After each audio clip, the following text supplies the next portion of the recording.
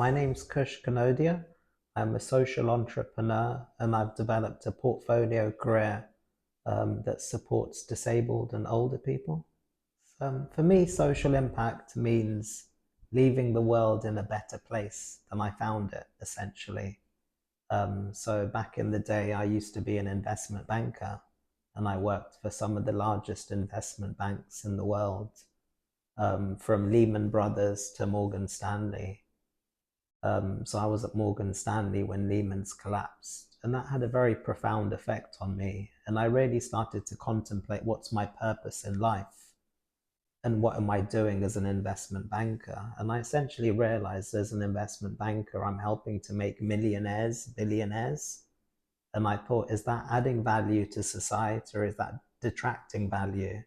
And I thought potentially it's also detracting value. Yeah, I could make some people richer, but I'm also increasing the inequality in our society.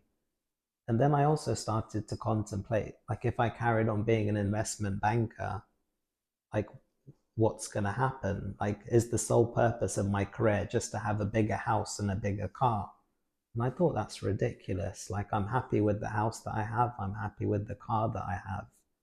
And that's essentially when I decided to pivot careers from being an investment banker to becoming a social entrepreneur. Before we start changing perceptions of people, it actually starts with changing perceptions of self. So, like, for example, I've had a disability since childhood. My disability affects all my joints. I've had both my hips replaced. Now they want to replace my shoulders and my knees. And my background is my parents are from India. And in India, like, culturally, there can be like a bit of a negative connotation towards disability due to reincarnation. So when I was young, I used to think of my disability as a curse and maybe thinking I did something bad in one of my past lives. And it used to be like a weight that used to hold me down. And it was actually by going on like silent meditation retreats, like really going into mindfulness and meditation and just really reflecting upon my disability. And then when I really looked very deeply, I realized that the disability has actually given me all these wonderful attributes. It helps me to be calm, balanced, humble, empathetic. It keeps me grounded. It's shaped my career from being an investment banker to being a social entrepreneur. So it's given me values and meaning and purpose in life. And because of that, I've had all these wonderful opportunities. I was the last person to be accepted to be a torchbearer for London 2012 Paralympic Games. And that's led to transformation, systems change in all these industries. And that's all thanks to my disability. And I kind of went through this process of reframing my association with my disability from a curse to a blessing, because I realized I choose the labels that I associate with my disability. And when I did that, that transformed my life. And by doing that reframing internally, I believe that also helped me to reframe externally in regards to supporting older and disabled people as the purpose and focus of my life. So strangely, like, a lot of the systems change work has been linked to looking after my parents. So where I live in Chelsea, I take my mum to North End Road Market for fruit and vegetables. So on the way back is literally Chelsea Football Club. So this was when we're in a 5-year battle in regards to making all Premier League football clubs more proportionally representational to the number of wheelchair users in society. So you could have a large football club like Chelsea Stamford Bridge that's 40,000 seater, and it would only needed a few wheelchair spaces and an accessible toilet and entrance to meet the Equality Act, but it wasn't proportionally representational. So I'm coming back. They're doing an exhibition about a redevelopment. We've been in a 5-year battle trying to get them to change, and the two biggest clubs in the country, Chelsea and Manchester United, weren't shifting. I essentially challenged the director for the redevelopment at the time, and we end up becoming friends. He was appointed directly by Roman Abramovich. So this was like before 2017. And because we become friends, essentially that leads to Chelsea meeting the pledge when they were planning to move to Wembley. And then that led to United also meeting the pledge. We worked with media organizations, raising awareness. And this was when the Premier League got 5 billion in TV rights. So we literally managed to create a system where we transformed the Premier League.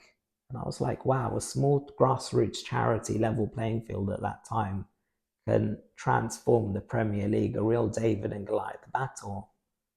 And then I was thinking, like, wow, if we can do that, imagine what we can do in the future. Chelsea Westminster Hospital had merged with West Middlesex Hospital.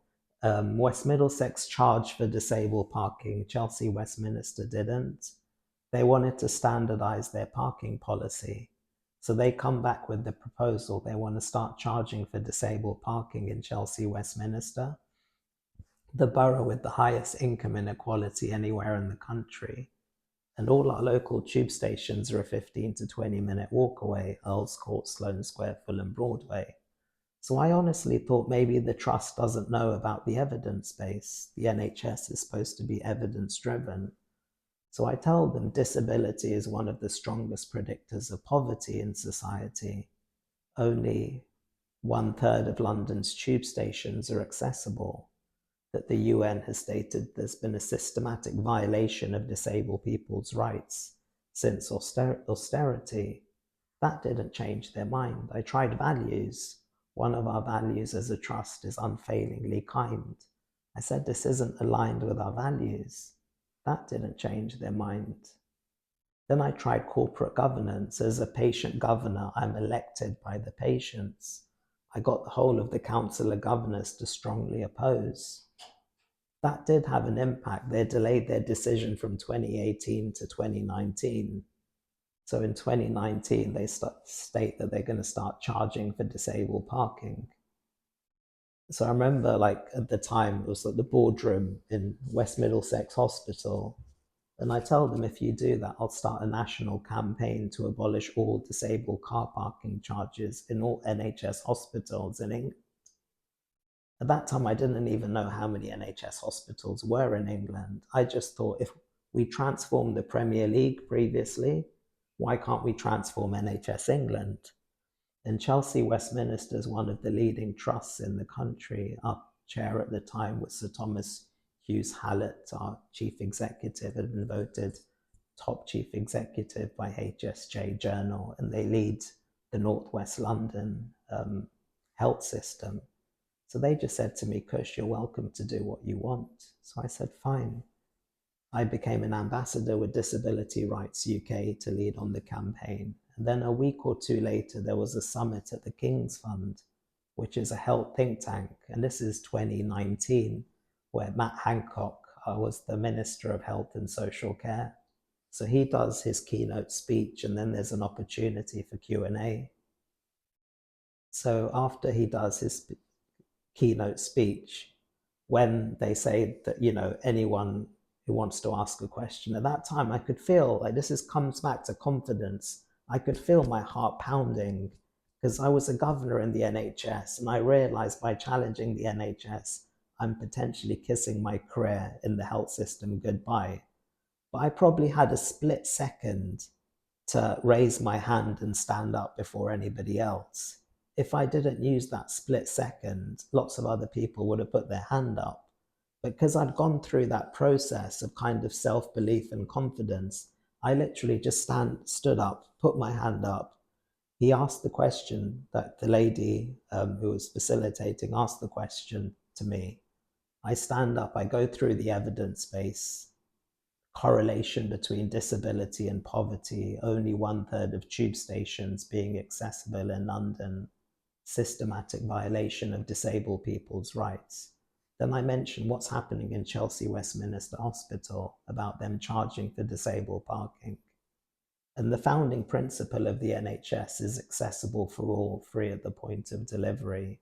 So how ironic that those most in need can't access the health system free at the point of delivery. I mentioned the campaign to abolish all disabled car parking charges in all NHS hospitals in England. The whole audience applauds the campaign. I asked the minister for his support, and as politicians so often do, he just evades the question. Then at the same event there was Simon Stevens. Now Simon Stevens was the CEO of NHS England. At that time, he was the most powerful person in the health system, the most powerful person in the NHS. I approach him privately, again, evidence-based, what's happening in Chelsea, Westminster, the campaign, and I asked for his support, and all Simon Stevens could do was he literally just laughed in my face for like 5 minutes. Like, how audacious, you think you can challenge the NHS? Who are you? But what I also find is the world works in mysterious ways. When you campaign for very noble causes, the universe conspires with you. There were journalists in the audience from the Times and the Telegraph who heard the question to the minister. They contact me on LinkedIn wanting an exclusive interview. I leave the conference, I interview with the Times and the Telegraph. The Daily Mail contacts us the next day. So on the Monday, we were published in the Times, the Telegraph, the Daily Mail. The following day, BBC London Radio contacts us. We interview with BBC London Radio. The campaign literally goes into the stratosphere. So the next time Chelsea Westminster has a meeting, I literally just bring the newspapers and just chuck them on the boardroom table. They delay their decision to implement charging. And the general election was called in 2019. And before that, we start working with MPs from all the main political parties. And essentially, I managed to get the campaign into the Tory manifesto, the Labour manifesto, and I got agreement by the Lib Dems. So it was implemented into law in April 2021. It transformed over 200 NHS hospitals in England, supporting 3 million blue badge holders to access critical healthcare during the pandemic and the cost of living crisis. And 2 years ago, I was awarded an honorary doctorate from Kent University. And during the ceremony, they said that the campaign in regards to the NHS was the most significant and impactful change in the treatment of disabled people since the founding of the NHS. That's like a quick summary of kind of the campaign's work, but it's all directly related to supporting and looking after family members, from my mum taking a fruit and veg shopping with when we passed Stamford Bridge, Chelsea Football Club, to it was me taking my dad to a hospital appointment in Chelsea Westminster Hospital when I saw the poster to be a governor for Chelsea Westminster Hospital that led to the NHS campaign. And I think that's essentially why it's so important having this interconnected generational support and network. That's the real way that we can transform systems and support one another. For me, I also reflected on what is failure. Like, if I try to transform the NHS or London and I fail, is that failure? Like, if it's a noble cause and it's to help society, me not trying, to me, that's failure. If I didn't do anything, if I did something and failed, transforming a huge system, I don't consider that failure. I consider that actually me living my purpose and my meaning in life. So when I kind of reframed it in that aspect, that I found that really helpful. And then I think having kind of a community that supports one another, so having some good friends and support networks to do that, we can transform the world. Like, these are some of the biggest systems in the UK. It can start with an individual. Like, we do need to go from the me to a we, and then kind of raise this kind of awareness and bring this kind of movement. But if you look at it, we have significant numbers. Like, sometimes it feels as though we don't, but you look at the number of disabled people in the UK, we estimate 16 million, 24% of society. The NHS may have an employee base of over 1 million, but actually they pale in comparison to the number of disabled people. London may have a very large population, it may be a very significant system. Again, it pales in comparison to the number of disabled people.